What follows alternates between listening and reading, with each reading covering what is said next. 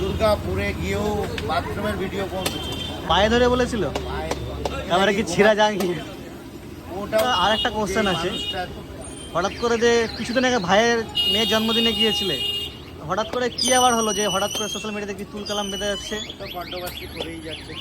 ওটার জন্য ব্যাপার নয়, হঠাৎ এত মিল থেকে হঠাৎ এরকম কেন হয়ে যে আমাকে কন্ট্রোভার্সি করতে করতে আর আমার সব ব্লগাররা আমাকে হোয়াটসঅ্যাপে পাঠাচ্ছে, আমি তো দেখার সময় পাই না। এই কন্ট্রোভার্সি আমি ও পায়ে ধরে বলেছিল যে দাদা ভাই আমি তোমার কন্ট্রোভার্সি না করলে টিকবো না। পায়ে ধরে বলেছিল? পায়ে ঠিক আছে, তো এটাই হচ্ছে। আমি বলেছিলাম আমার বাড়িতে ঢুকে যেদিন ইনভাইট করে সেদিন ভয়ে এরম করে বুঝিয়েছিল, জড়িয়ে ধরেছিল। ইনভাইট করতে গেছিল, এটাও দেখেছো। এটাই হচ্ছে, কিন্তু পায়ে ধরার ভিডিওটা তো দেখিনি। না পায়ে ধরার ভিডিওটা ওগুলো দেখানো যায় না, বাট ও গিয়ে কন্ট্রোভার্সি করবে বলে দুর্গাপুরে গিয়েও বাথরুমের ভিডিও পৌঁছেছে।